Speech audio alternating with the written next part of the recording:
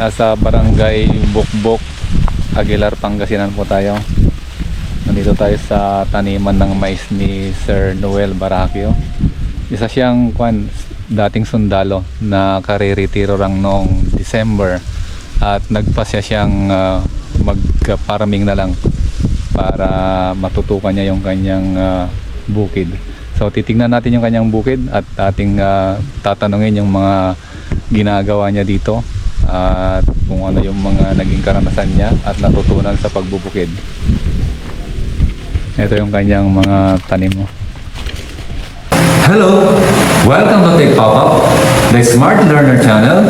We educate intelligent farmers and provide effective solutions to your problems. Gumagamit po ba kayo ng maraming inorganic fertilizer? Acidic din po ba ang inyong lupain? Mabagal bang lumaki ang inyong mga halaman? Panahon na po para pagandahin at pababain yung paggamit ng inorganic fertilizer. Kayo po na nag-o-organic, pwede po ninyong gamitin ito. Kayo po na natatakot sa mga insecticide, natatakot sa mga iba't iba pang mga chemical na inilalagay sa halaman, pwede po sa inyo ito. Tayo po ay gumagamit ng probiotics o itong lactobacillus lactic acid. Ito po ay nagpapaganda o binabalik niya yung ganda ng lupa. Binubulok po niya ng madalas o mabilis yung mga pwedeng bulukin sa lupa kagaya ng mga dahon, yung mga rice straw, pinapabilis po nito ang pagbubulok. At ang ginagawa po niya ay yung mga binubulok po ay ginagawa po niyang amino acid, na yung amino acid ay nagtataglay ng nitrogen at ang nitrogen ay nagpapaganda sa ating halaman para ito'y mabilis lumaki at magaganda, malalaki po ang bunga. So subukan po ninyo itong ating probiotics, itong ating 3K fertilizer at para gumanda ang inyong halaman at maibalik yung dating matabang lupa. Kwanto sana? 8282. Maraming mga marakamuti pero normal lang yan na sa maisan. Ba't naman kayo sir na sumubok ng ating mga produkto ng mga trino-promote? Saan nyo nalaman? Sa YouTube, yung pinapanood ko yung naging followers nyo. Oh, buti Pop-up.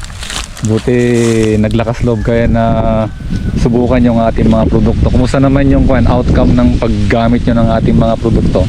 Okay naman, medyo tumaas yung Or parehas lang sa mga dati nyong ginagawa? mas tumaas, mas maganda yung naging Yung harvest nyo mas dumami. Yung sa epekto nung sa bunga sa mais, maganda, mas malalaki. Hindi tulad dati na payat yung puno. Ngayon medyo malalaki yung ilang taon na kayong nagtatanim ng mais, sir? matagal na, pero pangalawang taon ko pa lang ngayon na Na straight na nagtatanim. na natutunan. Ilang taon na kayong o ilang buwan na kayong gumagamit ng yung 3K, Anaa, Power Grower? Pangatagong taon. Sabi nyo kanina na nung una kayong gumamit nun talagang madami at nagtataka yung mga kapitbahay nyo, yung mga neighbor nyo na nagtatanim dito sa ganda ng inyong Pero nitong sumunod, halos hindi man maganda yung naging outcome. Pero ang ko doon, mayroon talagang ganon na pagkakataon, pero huwag kayong sumuko. Basta ituloy nyo lang. Sabi nyo kanina na yung paggamit nyo ng 3K ay napapaganda yung tanim. O yung acidic, Normalize. Saka pansinin nyo dito, baka mayroon ng may mga bulati ba dati dito? Wala. Pansinin nyo baka magkaroon na ng bulati dito kasi yun yung magiging epekto ng sunod-sunod na paggamit ng 3K fertilizer. Kagaya ng ginawa ko sa silihan ko dati, wala ding mga bulati sa bukid natin wala, pero ngayon tuwing magpapatubig ako, ililipat ko yung mga huhukayin ko yung lupa para ilipat yung agos ng tubig. May nakikita akong mga bulati. Kaya yun ang nakita kong magandang epekto ng 3K fertilizer. Saka pasyalan natin yung kwan, yung tanim ninyong kwan, mais na bago. Ilang kwan na to? Bali, ano yan? 28 days. Ito. Oo, So, kwan, dapat nyo nang abunuhan to ng pangalawang beses. Okay pa naman, wala pa naman masyadong kwan. Ay, wala. Di ba ito yung BIP na 60-10? Maganda yung 60-10 na kwan eh, BIP. Bihira kang makakita ng uod dyan. Itong kanilang mais, 100, ilan to? 109. 109 days. Yan. Hindi abutin ito ng 120. Talagang kwan to. Pwede na siyang ipa-harvest. Pero yung sa akin ganyan, pinatubigan ko pa para pag ipapararo ko, malambot. Ano na to, stock na to. Ay, Pahinga na yung lupa. pahinga na. Oo, mag-aantay na ng palayan ulit.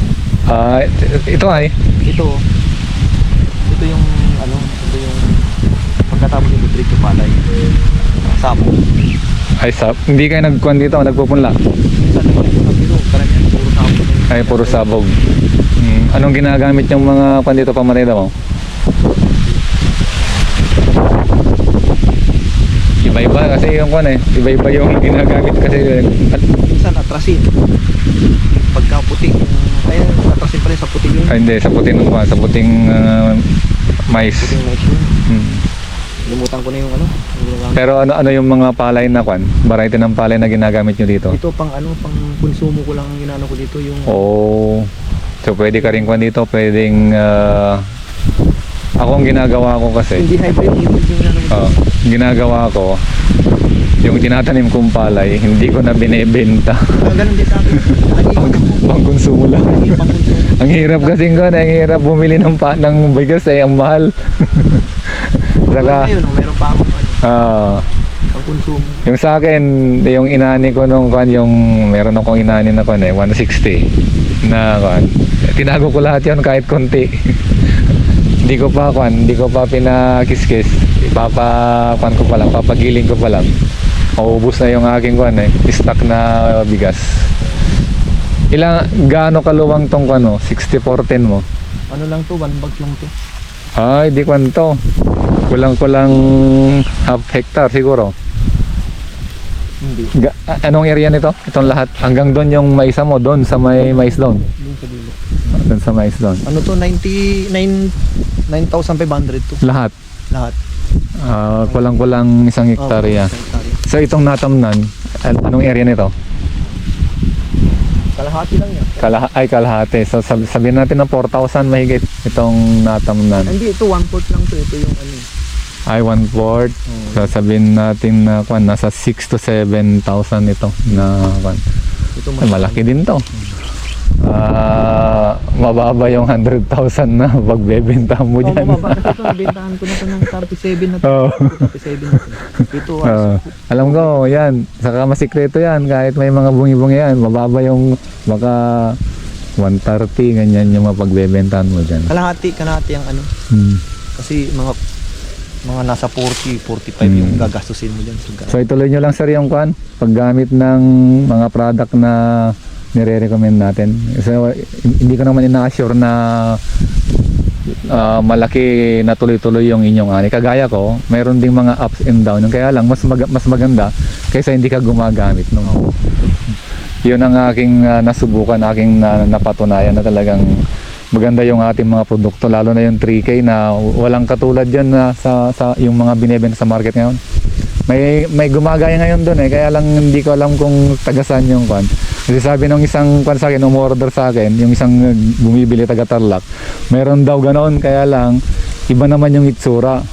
Siguro normal yan kapag gumaganda yung product or nagkakaroon ng pangalan, ginagaya. So dito po, sa susunod may iba din tayong pupuntahan na mga farm. So siguro babalik tayo kay Sir Noel sa ibang mga araw para makita at ma-check yung kanilang fan para tuloy-tuloy yung malaking ani nila. So salamat Sir Noel. Salamat din po sa pagpunta rito at malaking sa akin. Ano, napasyalan niyo kami dito. Okay. Malaking karangalan. Salamat din sa Bakan sa pag-imbita. God bless.